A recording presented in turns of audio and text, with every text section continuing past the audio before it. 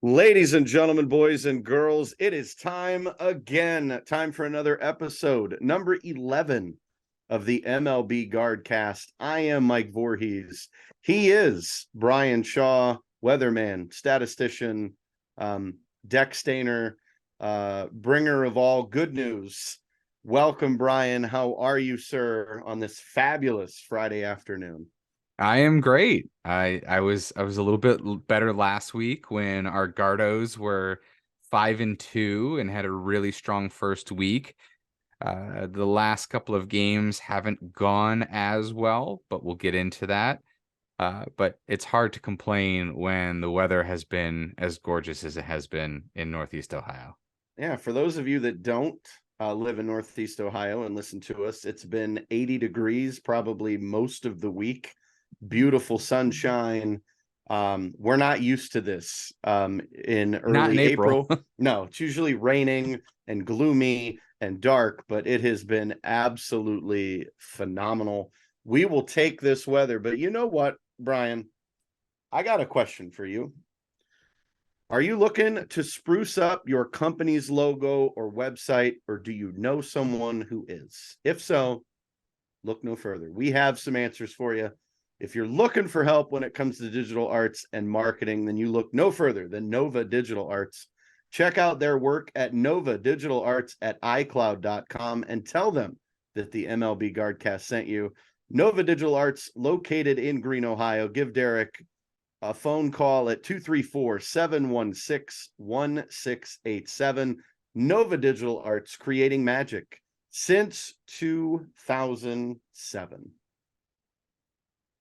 And as you said, Bryan, it's 13 games we have had played, no postponements, nothing yet, which has been great.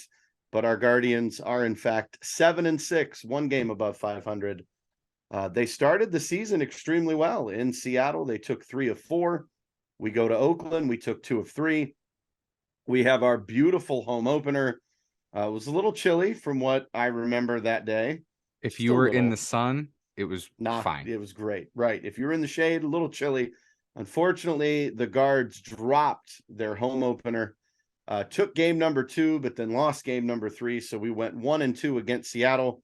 Those dreaded, hated Yankees then came to town, and we did the same thing. Won one game and lost 2. So not what you want, but have no fear, guys. Looking at the schedule, I think it favors the Guardians to finish out the month of April. Tonight, they will start a 3-game series in Washington to play the Nationals. Then it's off to the Motor City to play 3 against the Tigers. And we know how much we have owned them lately. And then back home, we have a series with the Marlins, a series with the Rockies, and then we're going to finish the month off with a trip to the Monster and Fenway Park for the Boston Red Sox. Which I'm going Bryan, to. I like that. I like that schedule quite a bit. Yeah, it's we started off with a tougher schedule, and there's a little bit of a reprieve here, an opportunity for some guys to figure some stuff out, which some of them need to figure some stuff out. An opportunity to kind of find themselves here. And ironically, you had mentioned that we had no rainouts and we had so many last year, early in the season. We probably could have used one because I think so. I think we were one of the few teams that didn't have a day off for like the first week or week and a half. Yeah. And with the pitching injuries that we've had and having to call guys up, I just think that there was there it would have been nice to maybe have an extra day off for those guys in there. Well, you led into the next set of notes here. Another injury for the Guardians. This one, though, I'm a little scared. Aaron Savali goes to the 15-day injured list with an left oblique strain. Did not look great, although I didn't see it live. Apparently, it was after. Yeah, I don't think it happened during the game. From what I recall, Tito had mentioned that he felt something during long toss at one Okay. point.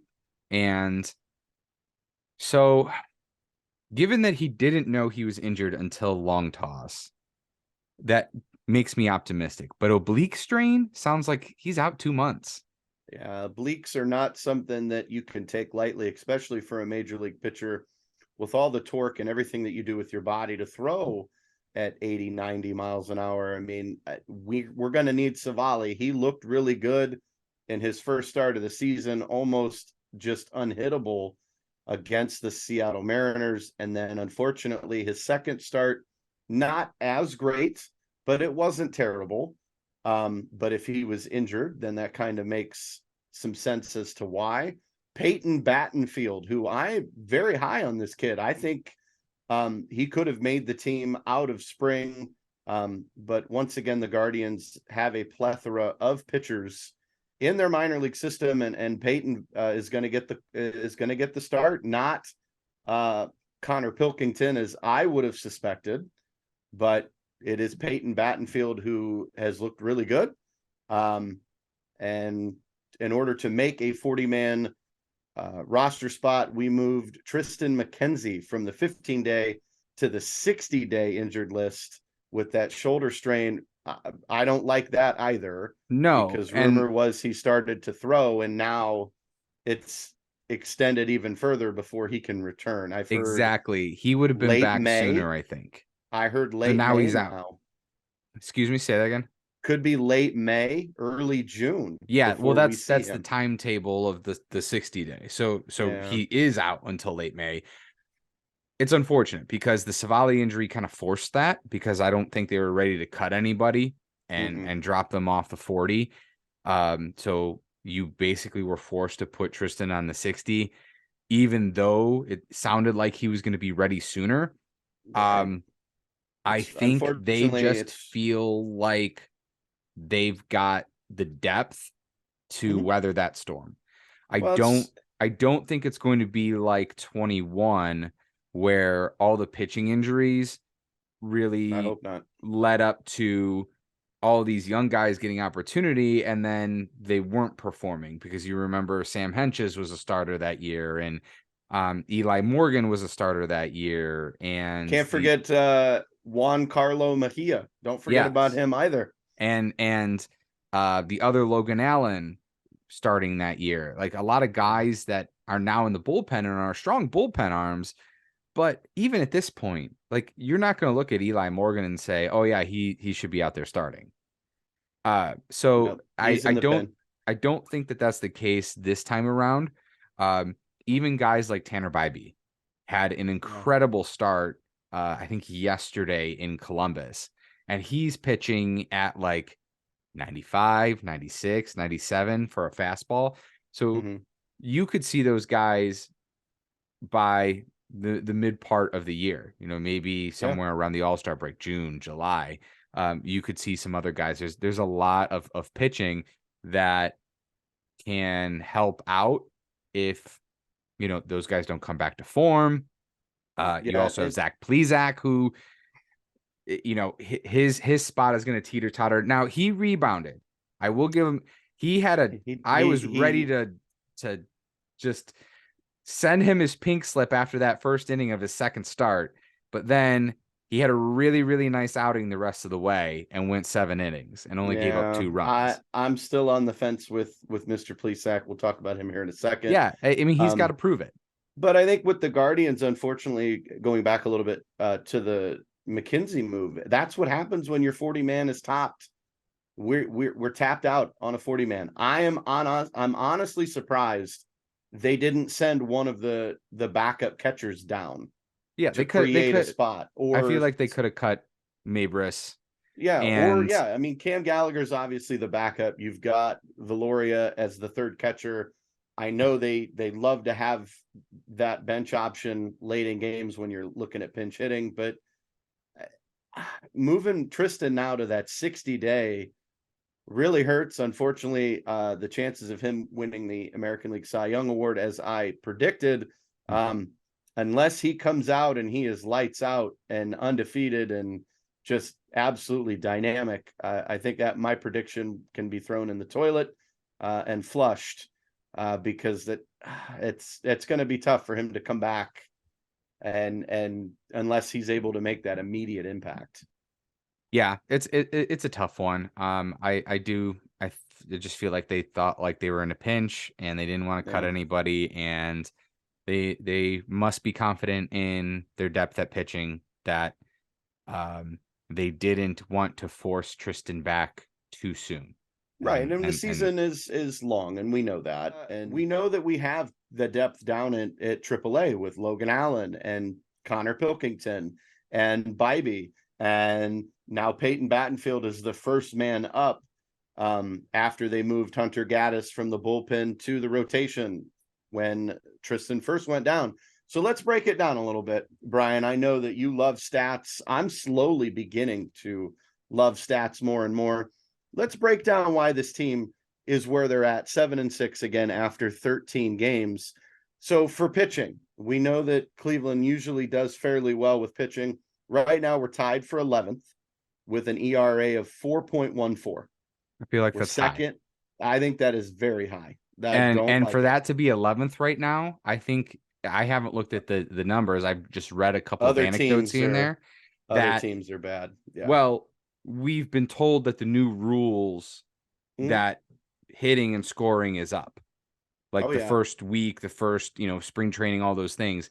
So we may have to take what we know to be good ERAs and to be good pitching numbers and have to adjust them a little bit. But over 4, I feel like with the Guardians, and I know this is one of your stats, only having 6 home runs right now.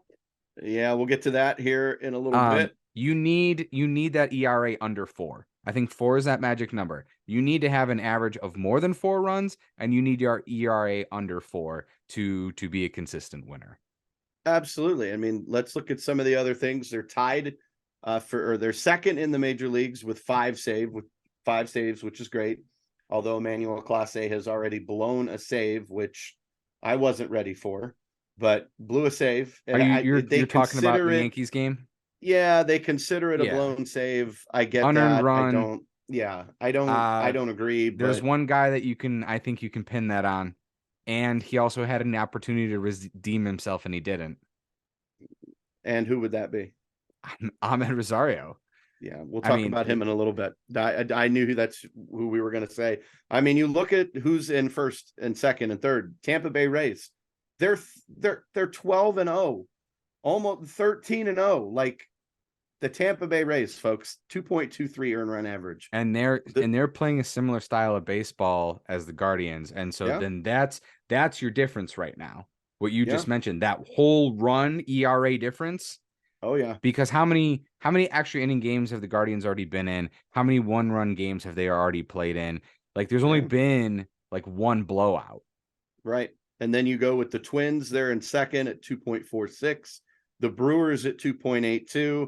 The Yankees at 3.37, the Angels at 3.7, the Astros at 3.75, Mariners 3.84, Braves 3.92, and then the Rangers and the Cubs are at 4. I mean, we do have to improve it a little bit. We're 11th in strikeouts, which we're not going to blow you away with strikeout numbers, although we have Shane Bieber and he will get 200 strikeouts a season. We know that.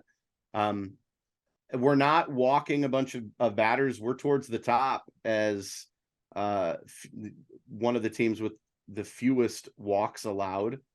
Other than a few pitch clock violations from James Karinchak, he seems to be the one struggling the most with the pitch clock, which we've talked about before, and I think it's going to be a problem this year for him.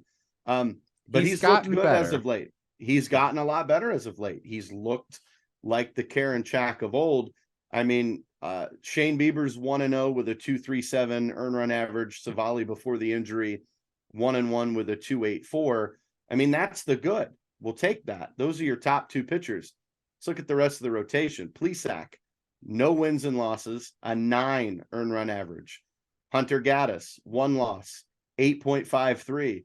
And Cal Quantrill, who didn't lose a single game at home last year, is 0-1 with a 6.52 ERA. We need consistency. These guys have to slowly figure it out, and I think that they will. Yeah, Plesac is still high young because he got shelled in that one game. I just against Oakland. The team ERA last year was a 3.46.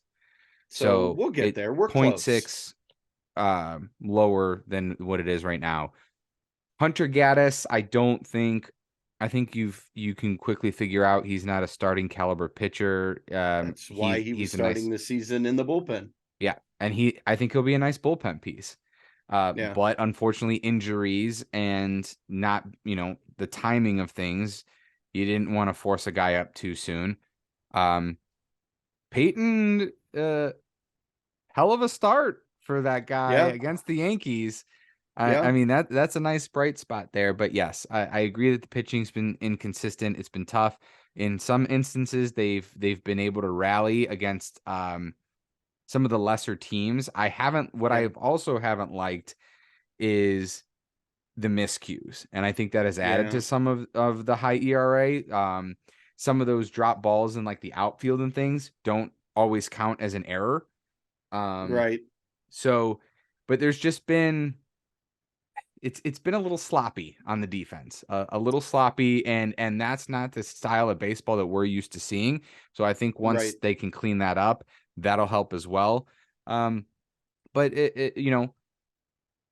think we'd be singing a little bit of a different tune if the weeks were reversed. If we had, the first week is the second week and vice versa. Right. Or even if they pull it off against the Yankees the other day, which you have bases loaded and a guy who can't throw strikes on the mound, and all you got to do is let him walk it in and tie a game. You're undefeated in extra innings. Like, going to extra innings, you win that series, and we're seeing a way different tune and just feeling a little bit better about the first 2 weeks of the season.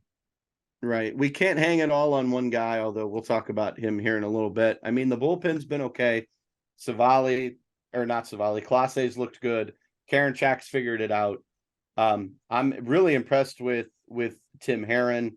I think he looks really good, and he started his career with 4 straight strikeouts. That was pretty impressive. He got roughed up a little bit, I think, by Seattle too.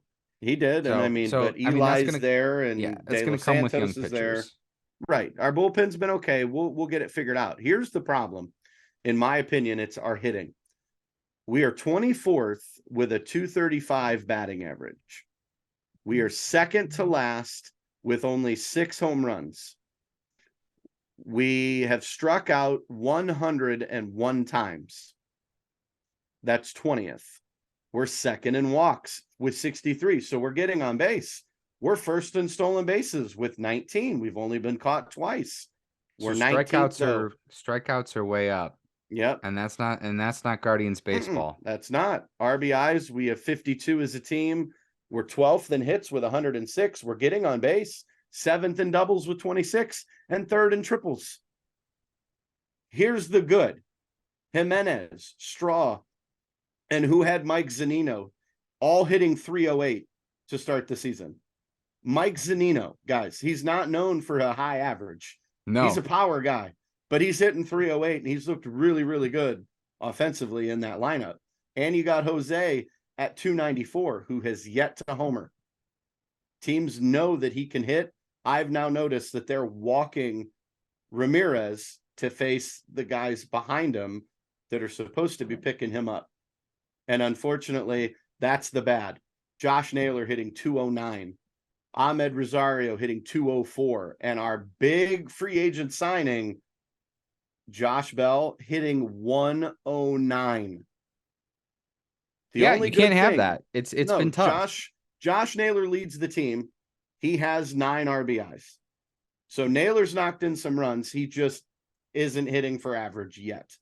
Ahmed Rosario has looked lost in the batter's box, chasing awful pitches and just swinging freely. And then you've got Josh Bell, who we put a lot of money in, and we're really excited, hitting 109. Not good. I mean, 5 hits and 46 at-bats, only 4 RBIs, 1 double. Yeah. So let me start with Bell.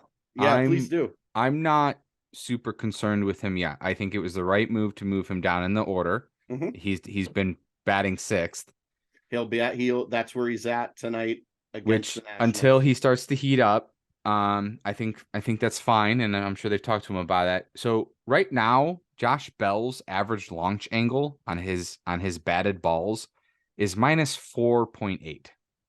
That's not good, His guys. career average is 12. So he's just smacking the ball into the ground for whatever reason. He can't even get a Yeah. fly ball to save his life. His exit velo is actually not that far off from his career average. It's about 8 miles an hour low. So I something's up. He wasn't this way in spring. That's the other weird thing. He Right. had 4 home runs in the spring. So I don't know where this came from all of a sudden. I don't know if it's pressure, but I'm sure he'll come around. I'm not worried about that. But there's a key takeaway here is Tito moved him down into the lineup. Right. I know Ahmed Rosario notoriously starts slow. Last year, his batting average in March, April was 211. His batting average in May was 259. His batting average in June was 360. So why are we having him hit second if he is? I think he should be moved. I think Jimenez should be. Jimenez should be the number 2. We talked I about this think at the Jimenez. beginning of the Well, season. if No ifs, ands, or Jimenez buts about isn't it. either second or fourth, in my opinion, I wouldn't mind seeing Jimenez hit cleanup because he makes great contact with the ball. He's driving the ball. He's seeing it well, and he is incredible at second base. I'd like to see him. Just given Rosario struggling right now, and and I'm sure he'll very well come around. He's done this the last 2 years, but just I think Jimenez fits perfectly in that 2 hole because his on base percentage is good. He'll have lineup protection, and then you're giving Jose an opportunity to get an RBI with possibly Quan and Andreas on first and second or something like that. Yeah. Naylor, I'm sure will pick it up a little bit too. But yes, you're right that there isn't that. Was it the Seattle was just walking Jose constantly? Yeah. Because intentional walk because they knew Naylor, Bell, and Oscar couldn't get it done. Right. And we've seen now Oscar tough. kind of move to the bench. Will Brennan's getting a lot of playing time. He's played extremely well. He had the double against Seattle to bring us back in the game that we eventually won, which was great. I like Will Brennan. I think he could be that guy, and I hope Oscar can figure it out because I like SpongeBob. I want to see him play. But I think what you're going to see is you're going to see a righty-lefty platoon split with those guys. I think we had talked about that last time. And given that there's more righty arms than lefty arms, you'll see Will Brennan more. And he's earned those opportunities. And I think that that's what Tito is doing, is just kind of running with that hot hand and letting him earn those opportunities. And, with, like I said, more righty arms, you're just going to see him a little bit more. Ahmed's just really bugging me right now because he had that opportunity against the Yankees. The bases are loaded. The pitcher had thrown like Clay 9-1 balls to strikes.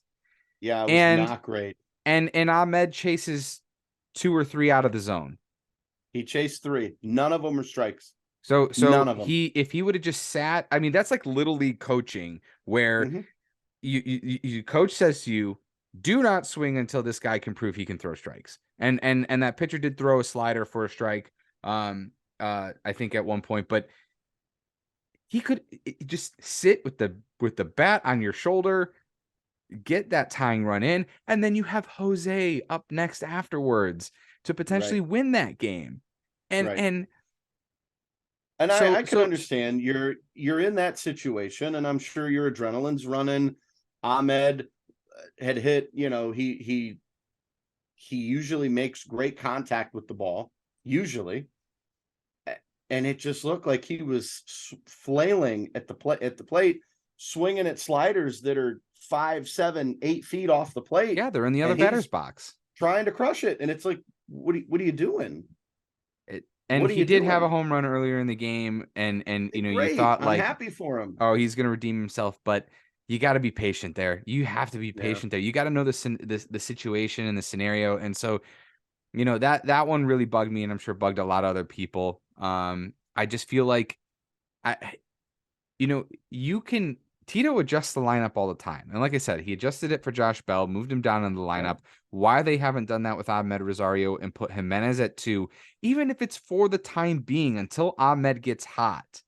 Right. Then And you then move him if back up. let's say for instance he does get hot. So he's batting 5th then or something like that, or 6th. Right. Then that's a really Right. really long lineup. Like then it's deep. So Here I just here's don't my see question. why we're putting somebody who right now is hitting 1 out of every 5 at bats in the 2 hole. Right. My question with Josh Bell is why haven't we pulled him out of the lineup for consecutive games? Give him a mental break. Give him time to go down and swing in the cages and kind of get yourself figured out. I understand we paid him a lot of money. I understand that we're hoping he was supposed to be our cleanup hitter or 5th hitter in that lineup. He just hasn't looked what we had all hoped for. I understand it. We're 13 games in. Let's not hit the panic button yet. Let's not hit the panic button. But what we've noticed, I've noticed in a game yesterday, Javier Baez, we know him as a shortstop. He played for the Cubs. He now plays for the Tigers.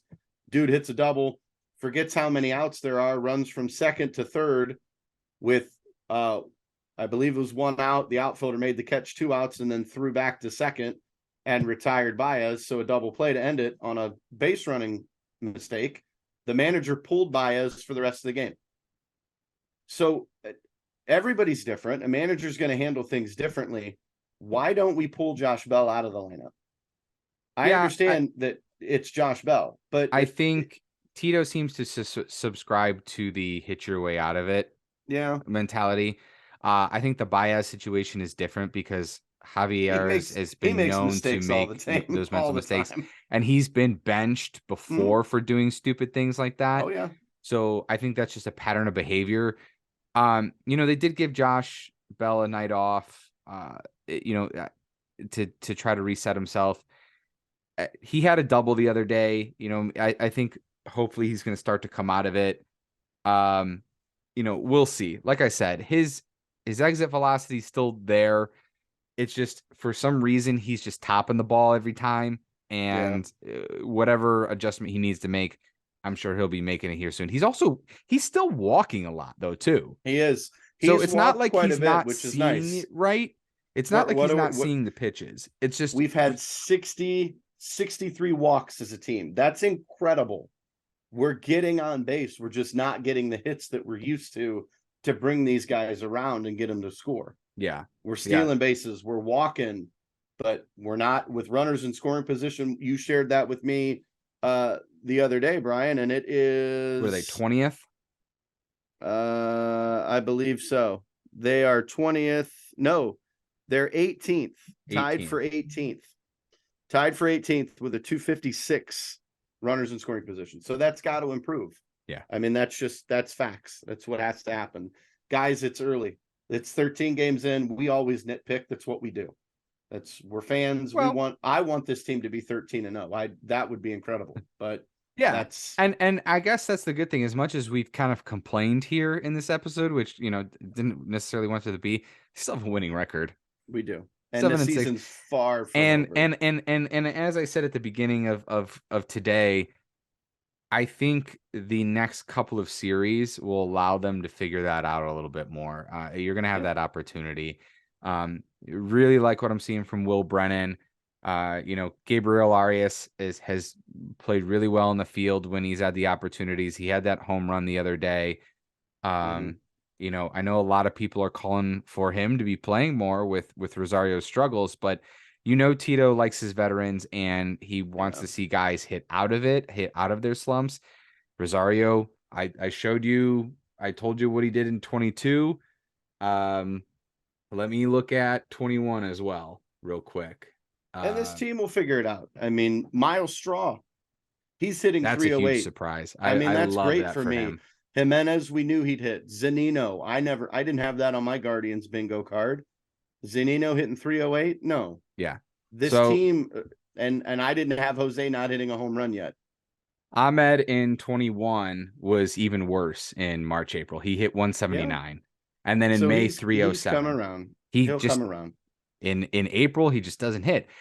I know he'll come around, but bat him deeper in the lineup until he does. Like, I don't. It's not a crazy concept. Bat Josh Bell 8th, and then you have Miles Straw 9th. And if that's what you need to do, that's what you need to do. We'll get there, guys. I mean, that's the injuries are going to happen. That's baseball. Here's a chance to show off our depth. Let's see if Peyton can figure it out and he can stay in the rotation. Great. If not, next man up, Logan Allen, Tanner Bybee. Sorry. And you've got Connor Pilkington, your favorite name to mispronounce. He could get called I was up. just gonna say, is Tanner Tyler gonna be my Pilkington? Man, it might be. It's gonna happen. But it'll be interesting tonight. They've got the Nationals. It's a hitter-friendly park. And then you've got, the Tigers. It'll fall into place. I'm not worried. Brian, where can we find you on social media? I'm at Weathershaw, WXSHAW. I have been making some new Gardos gifts because they've been doing the heart and then the spirit fingers. Right, yeah. Or sometimes there's this, which I'm not sure. Yeah. I'm really curious because if you remember last year, the too small when they hit home runs. I got to figure out what all this means. Why they're loving each other. Why they're spirit fingers. I want to know what it all means, but I've been getting some gifts off of Baseball Savant and putting them on Twitter. And then I'm Bryan Shaw on Facebook. We are Guardcast MLB on Twitter. Mike, where can everybody find you? I am on Facebook and Twitter at Mike Vorhies. Guys, we're on YouTube. Don't forget, if you love listening to us, you can see our beautiful smiling faces. Brian's always wearing some sort of Guardians gear. I forgot my hat. I usually wear the hat. I forgot it. I'm sorry. But the season's young, guys. It's going to happen. We're going to get better. Here's us just nitpicking. That's what we do.